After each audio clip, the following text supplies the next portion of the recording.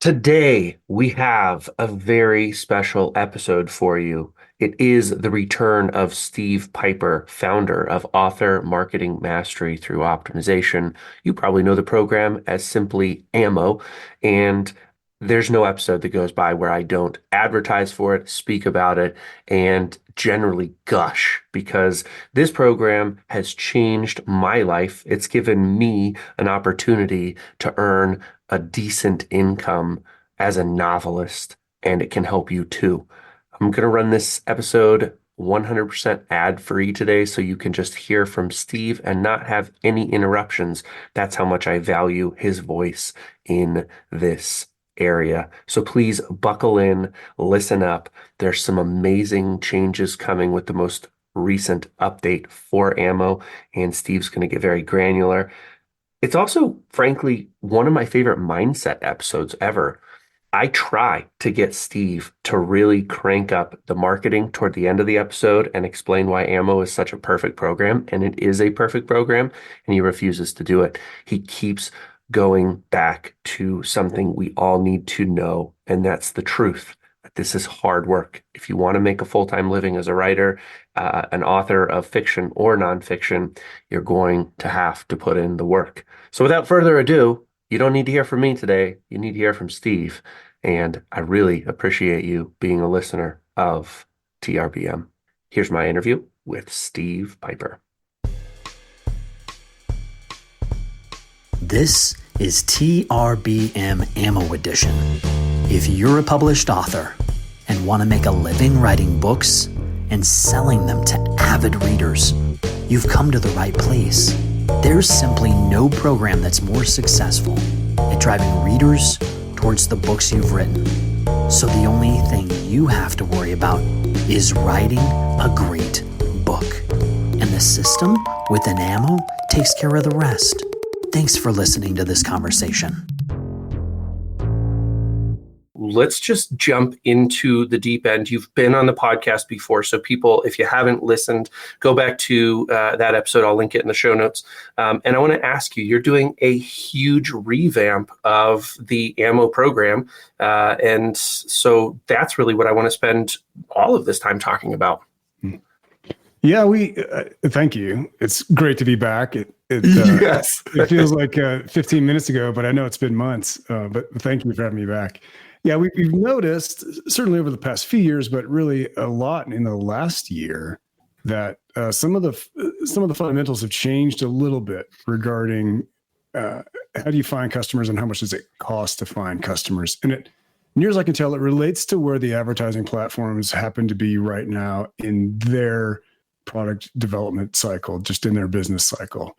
So you sort of have two ends of the spectrum. You have the up and comers like TikTok and Pinterest and Snapchat and a couple other players, but they haven't quite yet cracked the code on how to help advertisers drive sales. And certainly in our market, that's the case. We don't see much happening in the way of book sales. You can generate a lot of leads on those platforms, but by giving away a free book, those folks don't subsequently come back and purchase, at least in our testing. And I spent a lot of time last summer-ish, I think it was summer, testing a bunch of those platforms, spent a bunch of time and money, and threw the kitchen sink at them all. I just couldn't quite make them back out. So that's the one end of the spectrum. Young advertising platforms haven't really found the recipe yet for helping advertisers make money on their advertising dollar. On the other end of the spectrum is the 800-pound gorilla, which is Facebook and Instagram, which together they are, at least in the e-commerce world, they're almost 3 times the size of Google in terms of how much money advertisers spend. And the only reason e-commerce stores spend money on an advertising platform is because those advertisements produce sales. So that's where the money is. And we're in an e-commerce business. We don't think of ourselves that way, but that's really the neck of the woods that we're in. And so when you look at Facebook and Instagram's trajectory over the past 3-4 years, they've added 50% more users. So from 2 billion to 3 billion users. That's a big deal. But it's not nearly as big a deal as the fact that they've almost quadrupled their gross revenue on the year.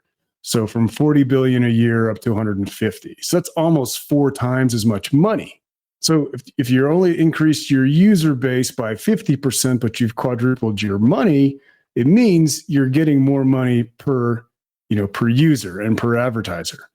And that's exactly what's happened. And so when you're building a social media platform, or you're building a YouTube channel, or a network of any kind, the fastest way to grow is by not showing ads to people. Just have a great experience, no advertisements, you'll really grow quickly. At some point, you can't rely on investor money to keep the lights on at the company. You have to make money. And so you reach a particular turning point when you say, if you're Zuckerberg, you say, we're big enough. Now we have to start making more money per user. And the way that you do that is you just show more ads in the user's news feed. And that's exactly what's happened. And you sort of see the 3-to-1 ratio, like 3 organic content posts followed by 1 ad. Well, that's sort of like the 47-minute to 13-minute split on your television show, right? So a 1-hour TV show it's basically 1/4 advertisement. So Facebook and Instagram, they are mature marketplaces, and that's where they're at in their business cycle.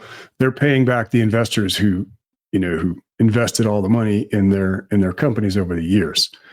What that means for us is that we've seen over the past few years, we've seen the cost to acquire a new customer also basically quadruple. You could pull in customers at $5 in advertising costs, and they would purchase a $10 box set from you, and you could do that all day.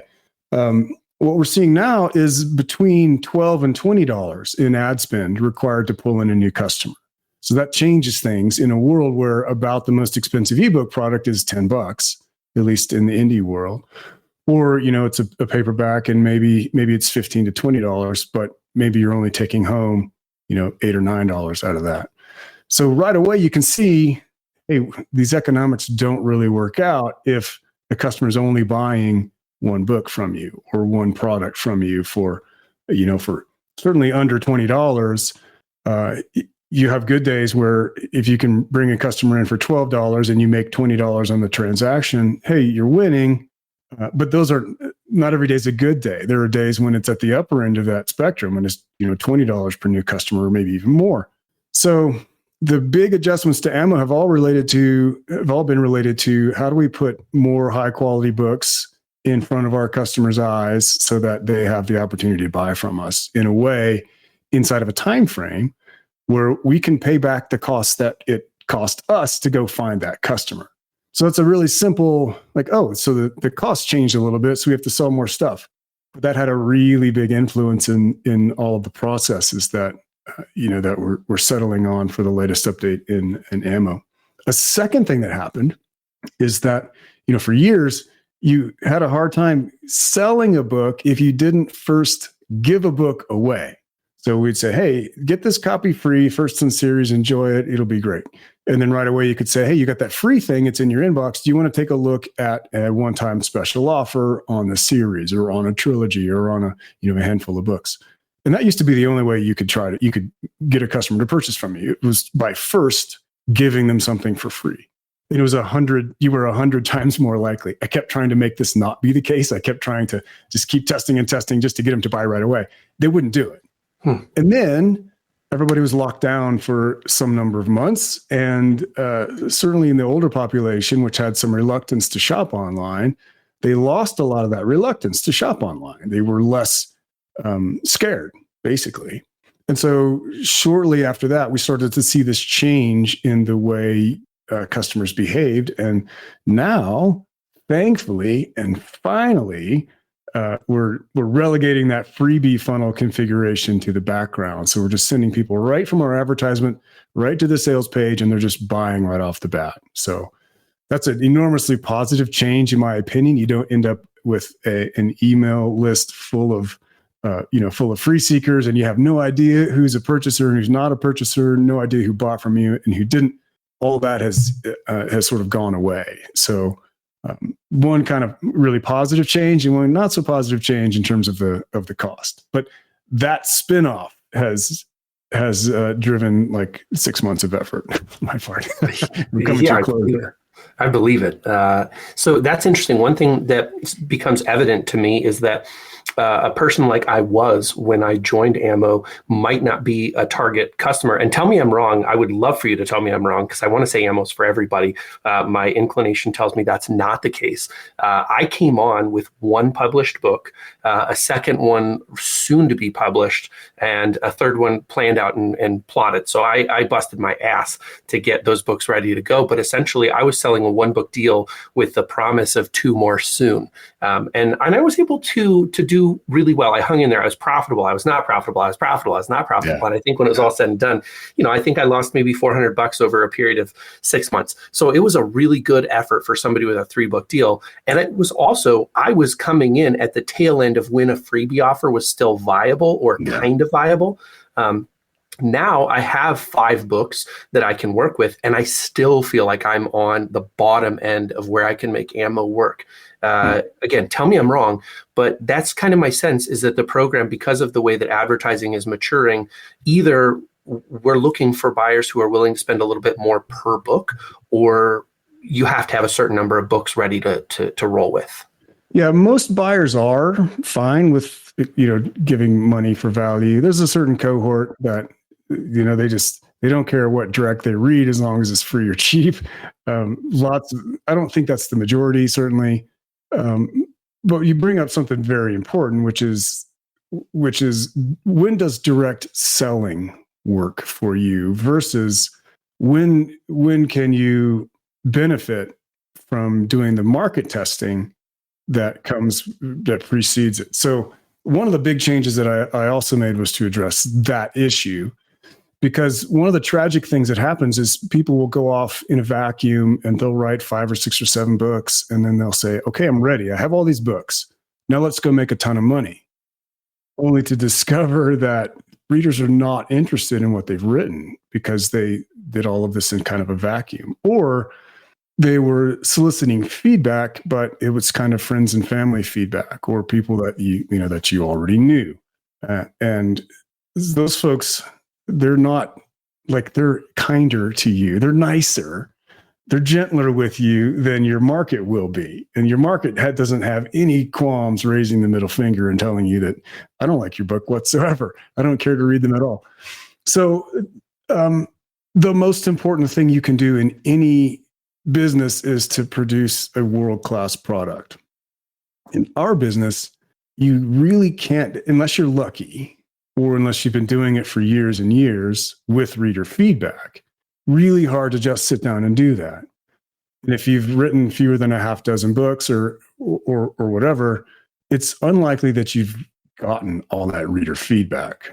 And so to mitigate that, to give people a chance, like a fighting chance of producing a really high quality product, I split the first portion of the Ammo program, which is aimed at direct sales. So authors selling directly to readers, collecting reader credit cards through your Shopify store, and the reader purchasing directly from you, and all of the money after credit card processing fees of 3 to 5%.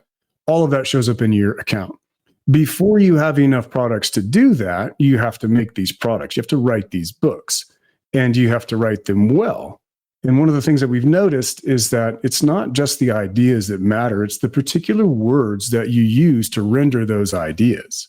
And it's not just the genre tropes that matter, it's the particular way that you realize those tropes and you bring them out to action. So what click testing does for you, which is our market testing process that also produces really high converting advertisements, and it's the beginning portion of the direct sales process, but it's also kind of the beginning portion of an author career from the standpoint that it allows you to battle test your ideas before you invest the months and thousands of dollars to turn it into a novel or a nonfiction title. So we split that off, and it's called click testing for authors. And there are 2 outcomes. There's one outcome with 2 benefits. The major outcome is you understand which 5% of your ideas really resonate best. And you learn a process where you can, over a couple of days and spending $30 a day or so in ad budget just for a couple of days, you can test a dozen of your ideas, and your audience will rank order them for you. When I say audience, I don't mean the people that you've already found. I mean complete and total strangers out there who are reading in your genre or who are interested in your nonfiction topic area, and they will rank order your ideas for you. And it's shocking how many times your darlings come back way down on the bottom of the list, right? Like it's a little bit disheartening because we really become attached to particular ideas, and then we include other stuff in the test just to round out the dozen or so variations that we're testing. And it's shocking how many times those ones we just tossed in there kind of willy-nilly, not expecting much, those come back to be the winners.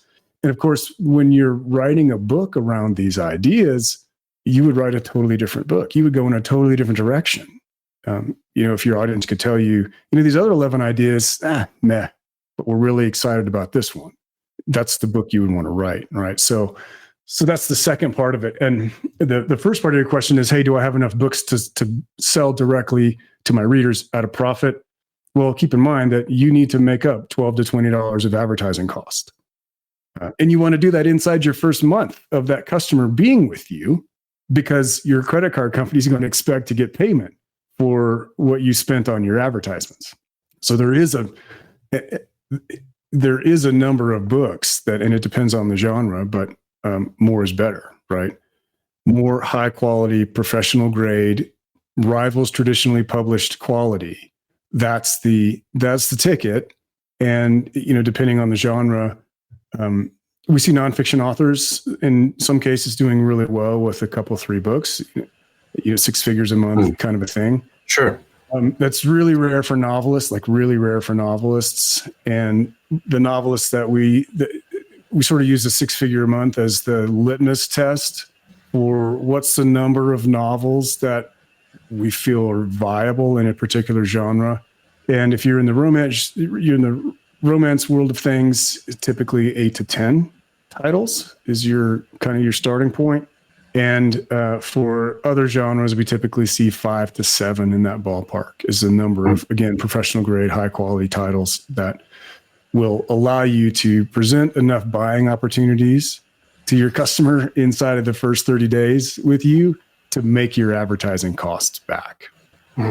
So one thing I want to hit on before we move to the next piece of this puzzle, I have a very good friend who joined the program and was watching your early videos and got really, really angry that you would even suggest market testing books, because these books are art and we are out here to write a story that resonates with us. And if the world doesn't love it, then, they should all just go to hell, is kind of the idea. And I feel like there are a lot of authors out there who, in a sense, don't want to be pulled around by the nose. What I'm bringing this up for is because I don't actually hear you saying that. I hear you actually saying you have some ideas, test the ideas that you have to figure out where the sweet spot is. And the best analogy I can think of to fit here is that if you're in a relationship with somebody that you love and want to be married to or long-term living with and sharing a space, like, you don't just say, like, if they don't like me exactly the way I am, then damn them. You figure out, what do they like? What are they interested in? How can I present myself to be most attractive to that person? And you continue to do that throughout your life. If you want a happy relationship, if you want a happy readership, treat it like a relationship, I think. What are your thoughts there? Am I on the wrong track? No, I think you're pretty close to target there. What I tell folks is, hey, they're all your ideas, right? Yeah. If you test 12 of them, you're thinking up all 12 of them. Now you may have a favorite, and it's not just the ideas, but also the specific words that you use. And certainly there are different variations that you can test for each idea. It's not just all of the genre tropes. Everyone's very familiar with them. And, to list them, it's not very interesting. But what's really interesting is the unique way that you bring those to life. What specific words do you use and what specific ideas do you pursue? So if anything, it helps you generate more ideas. And I'm a nerd and I geek out on this stuff, and I want to know what's the best way to produce the best ideas in any marketplace. Like, how do I improve? How do I make my stuff undeniable? And it's pretty clear from a number of different types of studies that the best way to produce amazing ideas is to produce a lot of them, produce a lot of your ideas. But we also find that up to 95% of the ideas that we think of just don't resonate. Or if they resonate, they just don't resonate well enough. So knowing that you only have a 1 in 20 chance that this idea, even if you love it, even if you think it's amazing, even if you think it's the most unique thing in the world, it may not be something that resonates. So you bring your magic with your 12 ideas or whatever, and then you go, hey, market, what do you think? Because I'm pretty excited about all of these ideas, some maybe more than others, but I can get behind all of them. And then your market will tell you, we really think we would buy more books if you wrote about this rather than the other thing. And it's still you. It's still your magic. It's still yours is a book that nobody else would write because nobody else has your brain and your sensibility and your approach to things and your outlook on things. But you do need that guidance because otherwise the same thing that's a spark of brilliance in 5 out of 100 ideas is what makes the other 95 not so brilliant, at least according to your market. So it takes both of those things. You having the great idea that you're excited about and you stop everything and you write it down. Great. Include that in your testing. Just present it to your market in a particular way and they'll help you. They'll help select which of your genius ideas that you should go write and render in a book. So a couple of things that have changed is you've really focused, like we've just been talking about, on helping you to market test ideas so that the stuff that you then bring to the market is on pace with what they're already looking for. You noticed that there has been a change in what it costs to acquire a customer. You've noticed that the customer is willing to pay more than maybe they used to be to a degree. Like you said earlier, pay for quality. What would be another cascading item that has changed that you've noticed that you included in the most recent update? We used to really focus exclusively on ebooks just because the logistics were significantly easier and the profit margins were often better. And at $5 in advertising costs per customer, that works pretty well. But what we've noticed is that many authors were not profitable until they also offered paperbacks. And 4 out of 5 purchases in the book world to this day are still paperbacks. There are many people who won't be caught dead with a reader. They're just going to read on dead trees. So we one of the things that we've implemented for version 4 of the ammo program is that we're starting off with ebooks and paperbacks available for purchase in your first offer package. We give it the silly name doorbuster. Like what's the good deal that people are excited about? And the other interesting thing about paperback purchasers is they're much less price sensitive than ebook customers are. So you can sell a $70 bundle to a brand new customer with paperbacks. And depending on your page count and the number of titles you're offering, that can immediately make your new customer profitable for you on their very first purchase. So that's another important change. And then the other thing that happens is that people invariably wind up on the wrong kind of sales page. Your paperback offer, you might have a little, 1 or 2 fewer titles than you have in your ebook offer or your audiobook offer. And so the offer structure is likely different between ebooks and audiobooks. So we recommend, and just have seen work much better, that you have a dedicated sales page for your paperback and your ebook offers. So they're separate. But people invariably wind up in the wrong place. Like paperback fans invariably wind up on the ebook thing. It's just the second law of thermodynamics, right? Entropy disorder increases. There's nothing you can do about it. But what we've done is we've made it very prominent. Hey, if you would prefer paperbacks and you're seeing only ebooks, click on this button and we'll show you our paperback deal.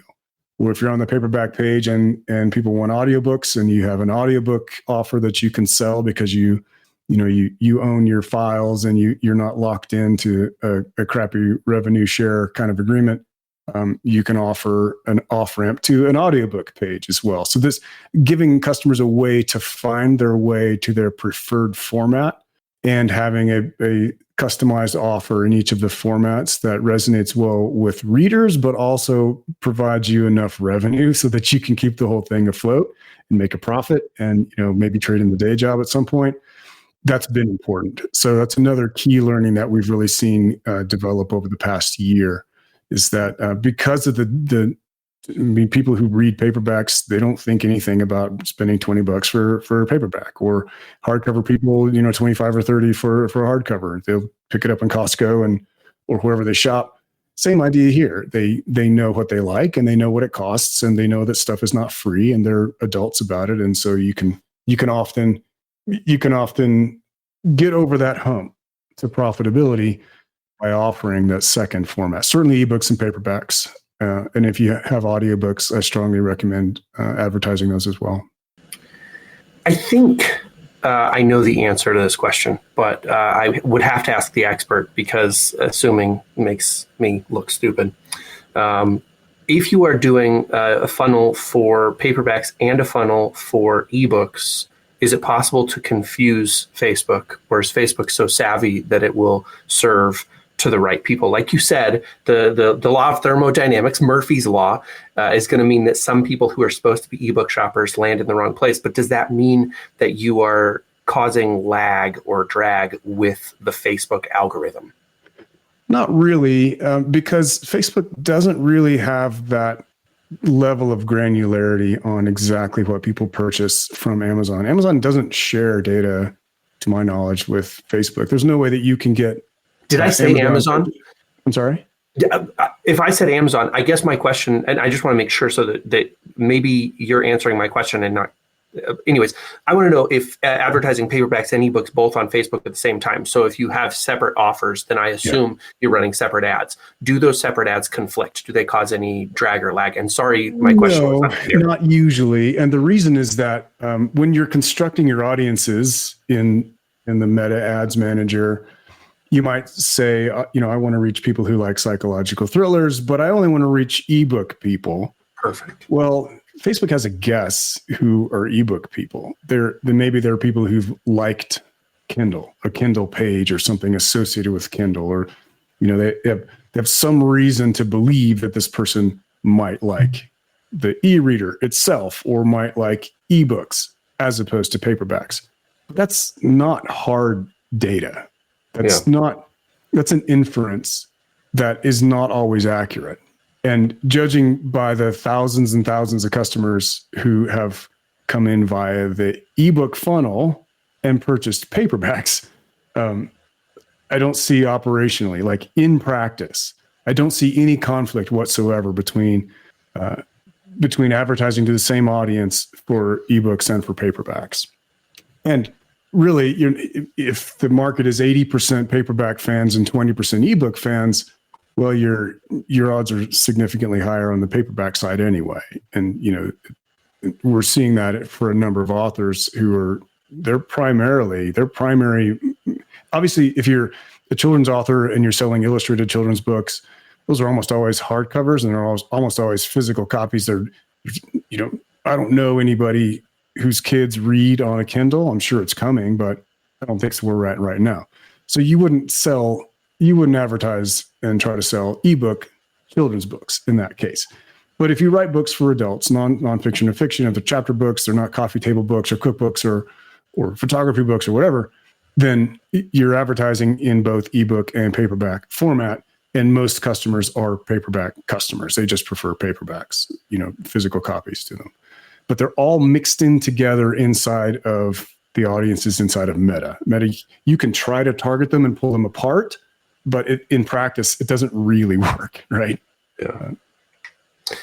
You said something else in passing, and I think we briefly touched on it the last time you were on the podcast. But I want to ask you again, because you're relaunching Ammo. Is it really What's an possible? Update? Yeah, right. Thank you. An update. But is it really possible See, you're more specific with your words, which is probably why you're so much more successful than me in general. I I'm just throw older, words though. around willy nilly. Look at all this gray hair. I mean, you'd think I'd figure a couple things out by now. Give it a minute. So my curiosity is it possible still as a novelist to make a living? Because I just finished recording a podcast episode with a friend I admire who's writing amazing books that are doing really well. And he says, you don't get in this to make a living. It's worse than a minimum wage job. Do you agree with that? That is the story of entrepreneurship of any kind. Yep. The first years, and how many years, that depends, but that is the story of every business I have ever started. If you look at the hourly wages before you get your first sale, to a real live customer, it's utterly depressing. And what you're getting at, I think, is the mindset, because every business looks good until you are in it. I've switched from perfectly viable businesses to a different perfectly viable business because I was just too immature to recognize, like, dude, this is how it works. You don't just show up, and it's not like in college where you can study hard and walk in and ace the exam, and you get the same amount of time everybody else in the class has to study, and all you have to do is just be better than them. That's not how business works of any kind. Business is, you got to knock the socks off of your customers. It's got to be really good because there are so many other options, no matter what business you're in. This one, it's got a nice big number, like 60 million books. And I think that's a conservative number. So what are you going to do to be better than 99.5% of the books in your genre? What are you going to do to raise awareness more than 99% of other authors are doing so that you can sell your books? Well, there's a few ways you can go about it, but none of them are easy. None of them are, they're either expensive in terms of the dollar amount or expensive in terms of the life energy that you pour into it for months and years on end. And that is the case of every entrepreneur I know. Certainly my business mentors ahead of me, nobody talks about, gosh, I found the right opportunity and, it's just been smooth sailing ever since. It's just struggle in the early years. So he's absolutely right. It's worse than minimum wage, but it's not specific to being an author. It's specific to being a non-employee. It's specific to being an entrepreneur. And being an author is an entrepreneurial endeavor. Like, people don't realize, but James Patterson was a marketing executive first. And a lot of what he did and how he did it was completely informed by his understanding of how business works. And he's very much running a business and has for decades. And, but that's not the romantic story that we typically hear. We hear about Stephen King in the laundry room, right, banging out his next novel when he gets the phone call from his agent saying, oh, by the way, you've sold gazillion copies this quarter, right? That's what we're sort of used to, but that's not the way it works really in real life. So expect struggle, expect to have to earn it. And when it feels hard, what I've taken to telling myself, because it feels hard in my businesses, like once a week, like legitimately hard. I keep expecting it to stop feeling hard as I grow and make more money and earn more customers and get better at stuff. It's just hard in a different way. But at the core of it, it requires you to just keep doing the work irrespective of your emotions at the moment. And if you just keep going, good things happen. But you do have to keep going. It doesn't matter what business you're in, and especially in this one. So I'm gonna have to figure out how to do a mashup of that moment that you just spoke to and the moment that I had with the last guy on the podcast, because it's almost like there's a conversation that all three of us had that's very, very similar, which is, and a lady I spoke to earlier today too, is like, the idea is just don't quit. If you refuse to quit, eventually you will arrive. Now, I understand that there are economic constraints on what some people are able to do. And that has been my experience being part of AMO, is that I'm probably one of the slowest learning people in the e-commerce world. I can't figure it out. Like, I've had a really big hardship in getting there. And so eventually I had to make the choice to kind of step back on advertising dollars And that's illustrative, I think, of another thing, which is you said you walked away from viable business to another viable business. It's not as if skills aren't transferable. And I think that's another really important piece of this is you can't assume what one person is coming into ammo already knowing, because they may be able to adapt their guitar playing skills to the piano a lot quicker than you can adapt gardening to playing the piano. In my case, I'm really good at in-person sales because I am deeply emotional. I am emotion first, logic last. And so when I go to an in-person book sale, people feel how much I love my own books, and they probably think the covers look a whole lot better than they actually do. It's like drunk goggles being around me. So, I would say that we are all emotional. Yeah, we just are. That's so the way the brain is wired, that emotional area, it touches every other area. And the kinds of thoughts you can think in any moment are subject to the kinds of emotions that you are experiencing. Those parts of the brain are talking to each other. Yeah. And so when you're tired, when you're beat down, when you've made the mistake of reading a bad review, like one of those really nasty personal ones, where you're like, oh my gosh, maybe I can get my day job back, right? Those ones, yeah. There is like that moment happens to everybody.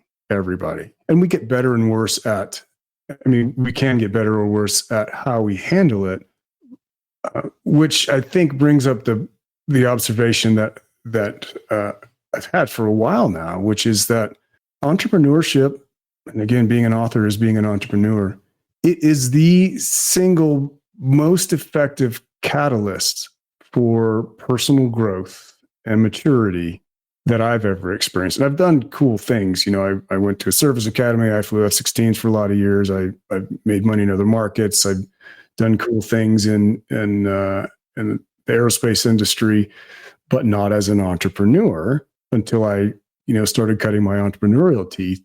It's different. It is just different. And the main difference is that there's no pipeline through which you matriculate, at least not one that's evident. You're kind of inventing it as you go. And you can look at other entrepreneurs and talk to them, even in your space, and you can look at what they've done. And you're like, oh, well, that's just this connected to that, connected to this. I'll just do that thing and it'll work. But it won't, because, unless you're super lucky, like lottery winner lucky.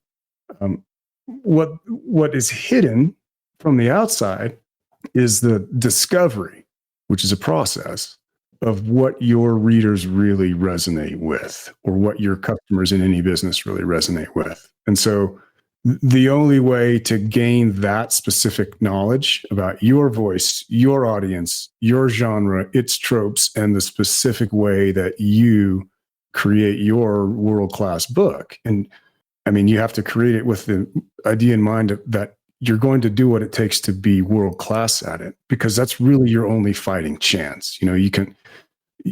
All the clever marketing in the world will sell a few copies, but as soon as negative word of mouth starts to kick in, you're toast. It's over. Unless your readers are passing your book to each other and saying, you've got to read this, or, go check this out, you've got to do it. It's going to be an uphill battle. You're going to be sailing into the wind. When you produce an amazing product and you have done all the learning and the testing and the hard editorial work, when you get those drafts back from your editor and you're like, oh, I thought I was much closer than this, right?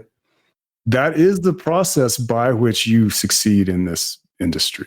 It's 1,000 tiny failures and 1,000 disappointments. And you find someplace the courage and the perseverance just to keep going.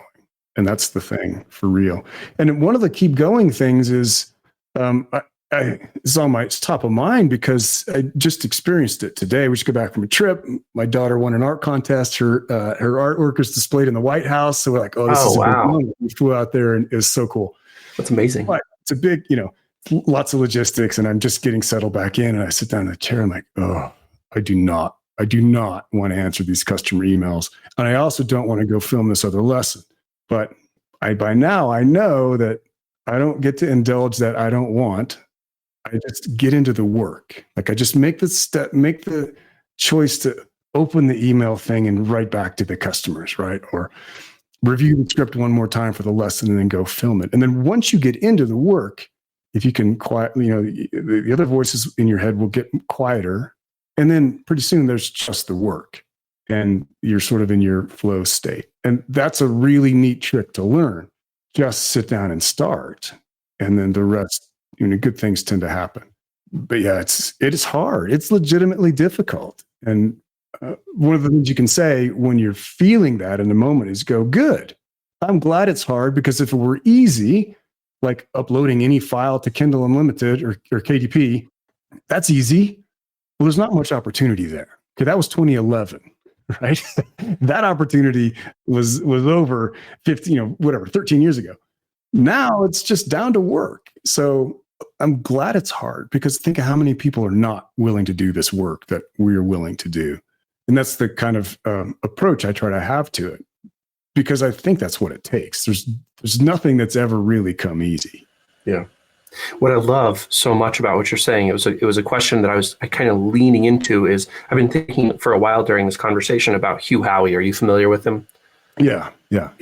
He, to me, is that guy who had the perfect mentality of work hard, and he was at the right moment at the right time. Like Kindle's just becoming a thing when wool is getting out to the world. Yeah. And the next thing you know, like he spends a decade waiting for his show to become, I think of it that way now, his books to become a show, like become something on film. He was just assumed, and his success. And he goes with a major publisher. The other day I was listening to a podcast with him, and he said, I can make so much more money self-publishing, but I have more money than I know what to do with. So I'm just looking for convenience these days. There's a guy who worked really, really hard and took advantage of opportunities. I also have interviewed people on this podcast who experienced what it was like to sell a book on Kindle in 2012. And then when it became more difficult, they figured that the world was out to just screw them. And, they're angry. They're angry that Book Sirens doesn't work as well, or whatever other giveaway thing.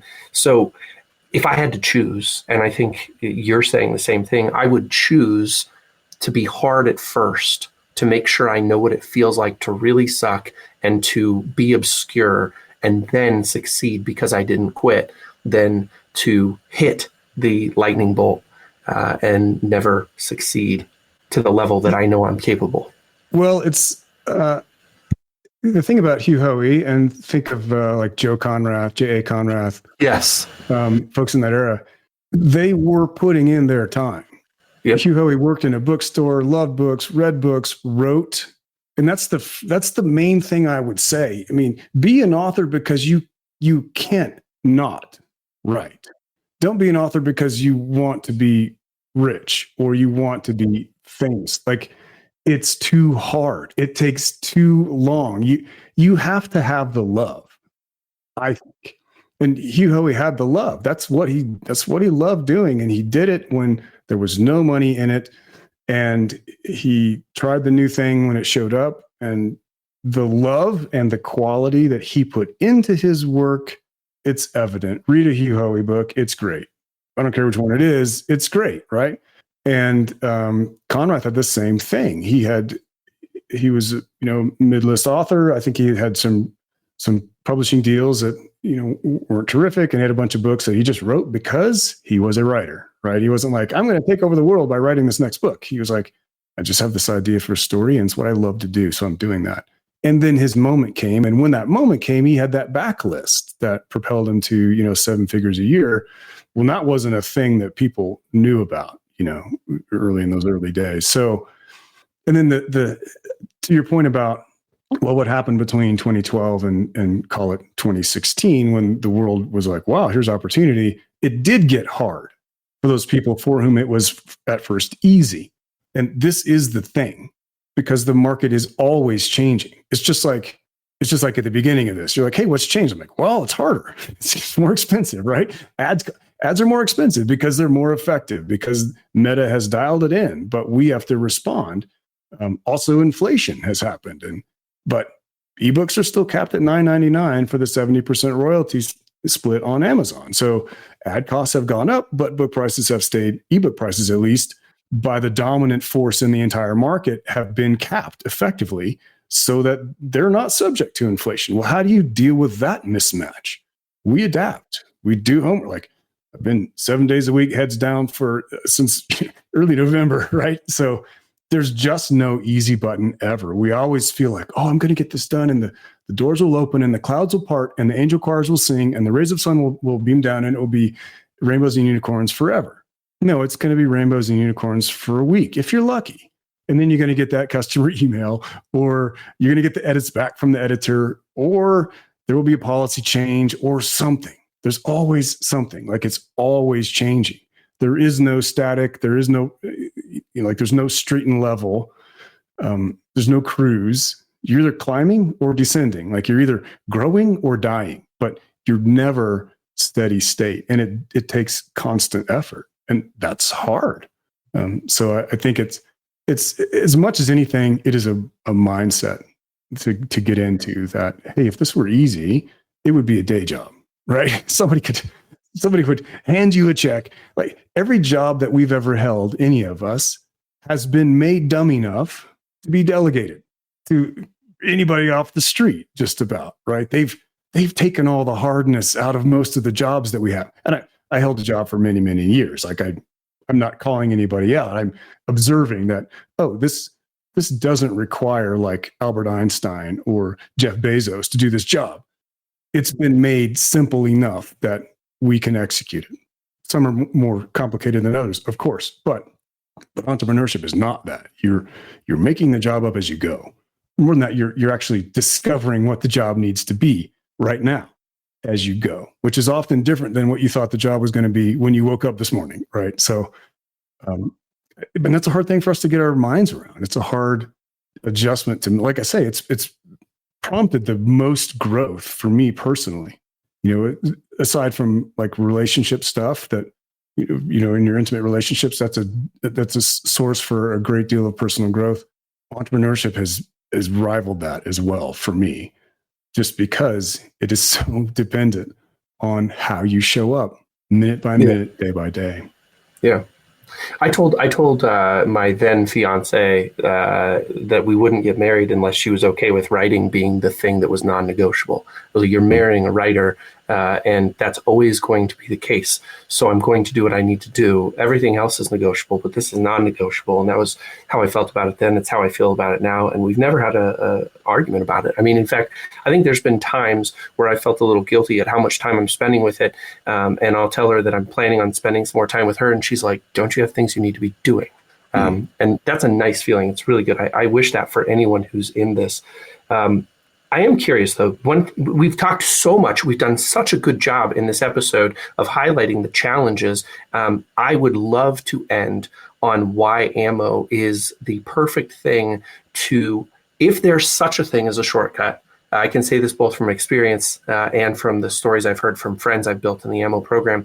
If there's such a thing as a shortcut, ammo is the closest thing to it I've ever found, which is if you really have great books and you just aren't selling online, ammo will show you how to do that in relatively short order. So talk to me about ammo as a shortcut, because it is ultimately that as well. Well, I've been disabused of the notion of a shortcut. I've just discovered that hard work is the shortcut. And there's no doubt about it. Ammo is full of hard work. Like, it is not, you're going to be fussing with web tools and doing a bunch of crap that is not writing. And you will need to continue to adjust and update your assets that you're putting in front of customers so that they can continue to make money for you or make more money for you. But I think the thing that has separated ammo is that from the beginning, the name of it is author marketing mastery through optimization. And we certainly nerd out on stuff that helps people sell more books. But it's really, from the get-go, it's been an MBA in disguise. That's what I was hoping to create. And we leaned into that a lot in version 4. And which is the version I'm finishing up right now, just the latest update. And if you're in the program, this shows up free. It's part of the deal that you that you signed up for when you joined the program, that all updates in the future are free. But one of the things that I'm bringing back from an earlier iteration, an earlier version of the program, is the Ledger of Legends. And it's the thing that helps you track how you're doing financially on any given day and every day. But what I've added this time around is that the ledger will suggest to you, hey, it's time to iterate your paperback sales page. It's time to make an adjustment and update it. So it does that based on the numbers. What I wanted was speed and simplicity for people, because the question that we answer a lot is, hey, what should I do now? And so my question is always, well, let's look at the numbers. What are the numbers telling us? So after hearing and answering that question a few hundred times, it sunk in that, hey, there's a way that we can do this automatically so that you're both really on top of your numbers. And this is a big deal because we've had folks sell a lot of books. And I go, hey, how's everything profitability wise? You're selling a lot of paperbacks. You're scaling your ads aggressively. It's like, oh, great. Everything's great. The credit card bill comes due. And what they figure out is, oh no, I thought my gross revenue was my net revenue. So I hadn't been accounting for printing and shipping costs all this time. And now I'm in debt. So I wanted to take that away and have that just be drop dead simple. You just plug your numbers in from the prior day from your sales pages and your stores like Shopify and Amazon. And then at the end of that, it'll tell you, here's how you're doing today. And it's how you're doing over the last 7 days and 30 days. By the way, you should iterate the champion variant of your sales page. You should definitely iterate the order bump page for your paperbacks, right? Or it's time now to update your post-purchase upsell. So it just tells you, hey, go do this. And that takes a lot of the guesswork out of it. So that frees up that mental bandwidth of like, what do I need to do now? Instead of what do I need to do now? What do I need to work on? It's more along the lines of, okay, I can tell that this part of the sales page is not working. What are some ideas that I have that I can substitute for this element that seems to be like scaring people away? So once you go through the work of setting everything up and wiring everything together, and it's work, like make no doubt about it. This is not like watch some videos and feel smart and feel like you've done things. You have to get your hands dirty in this, and it is work. Full stop. And it was work forever running a business, literally forever. There's no easy button ever. But you are armed with the tools that have sold a ton of books for a lot of folks. And we've got 15 $1 million a year earners in the program. And that's a big deal. It's like 0.0006% of authors ever sell $1 million worth of their books in their lifetime, much less every year. It's amazing. And some amazing success stories. And these are happening right alongside people who are also struggling, right? So it's both things happening at once. And that's, I think, what I want to impress upon people. If you want to do this for real at a professional level, it's going to be hard. It will be work. It will hurt a little bit. It will be really uncomfortable. You'll feel really discouraged a lot of the time. And you'll also have these amazing moments where you're like, I can see the path now. I can see it. It's happening. Yeah. Not like the movies where it's a 20-second music montage, but it's happening, right? So what I think is at the heart of that, why have our authors done as well as they've done? And let's face it, not everybody makes money selling books. It's a hard business, but the reason that we've been able to beat the market, if you will, is because at the very core, I've really tried to keep the fundamentals at the forefront. You're serving a customer who has preferences. Wouldn't it be great to know what those preferences were? Yeah. Before you tried to serve them, right? And then you can align your entire business around what your customers demonstrate they value. And that, sure, you have to separate yourself a bit from the romantic notion of a tweed jacket with elbow patches and a tobacco pipe and in your writing in your castle, in your drawing room, whatever. That's not a thing, really. It's just getting your ideas out there, getting them tested, making them into professional grade books, and then being a professional about how you run your business as well. And if you can do those things, if you can wrap your mind around that, and if you agree with it, then you can be a professional as an author. If you're just writing because you love writing and that is all you want to do, hallelujah, do that. Absolutely do that. Do it to your heart's content. Write the things, whatever comes to you, whatever feels good in the moment, go for it. If you want to make a business out of your writing, you do have to treat it like a business, because you're subject to all the realities that every business is subject to. So I think that's the main difference. We're not like, here's one weird trick to increase your sales. This is like soup to nuts, A to Z, fairly comprehensive approach at applying two very basic fundamentals. Discover with precision and accuracy what your customers want, and then give it to them. That's the recipe. You know what I mean? Yeah. So it's pretty simple, but it has a lot of important implications that we spend a lot of time fleshing out. So this is one of the things that I can only assume, because I have not arrived at this moment in my life, but everything that you're saying is seasoned by time. As you continue to work hard, the hard stays hard, but the baseline continues to rise. Perhaps your cost of living does as well, as you enjoy more luxury and everything. But I'm thinking specifically in this moment about like things like an email list. Every customer that you get when you sell direct, you now have their email address. You now have a way to communicate with them. And each new book that you release, you can do a blast and let them know. And you're going to see a certain number of sales from people who really loved what they read and were waiting for the next one.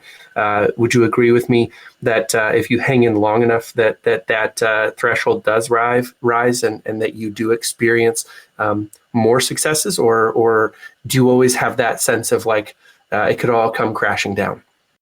If you keep doing the work day in and day out consistently, it's really unlikely that you won't start to see success. Realize that what exponential growth looks like in the early years is no growth at all, right? It looks like not much is happening. It's pretty flat, that earning curve over time. And you think this is never going to happen. But what you don't realize is that it is happening.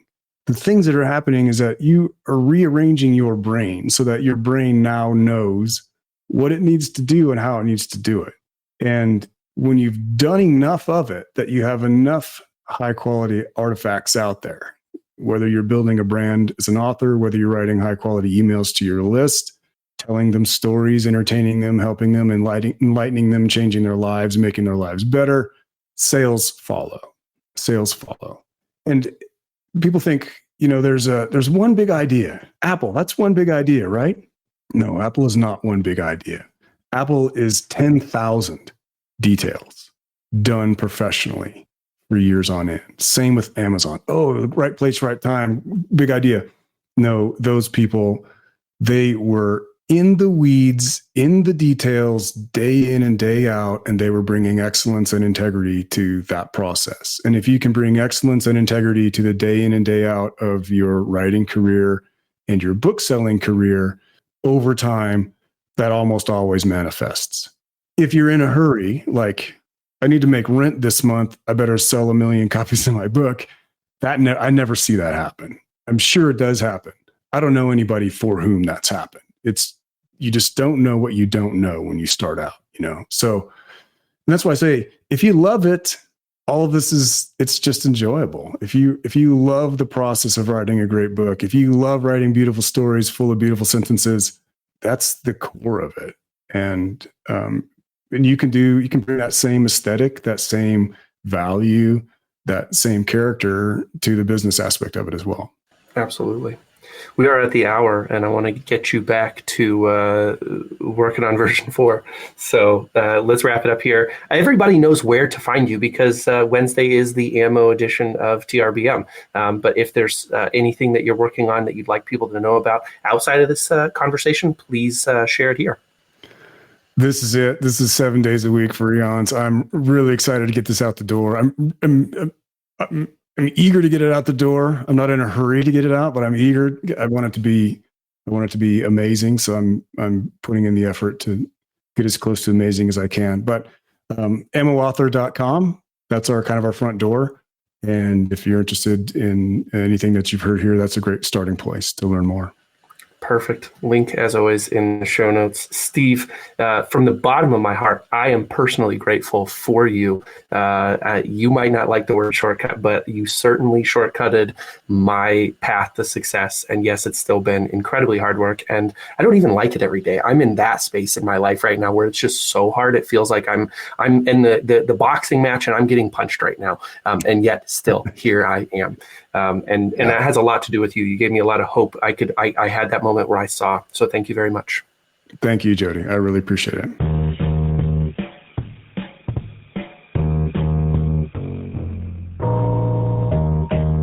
Thank you for listening to TRBM. The theme music was provided by the ever-talented Christopher Talon. And hey, if you liked what you heard, share this show with other readers, because what's the point of telling stories if nobody's listening?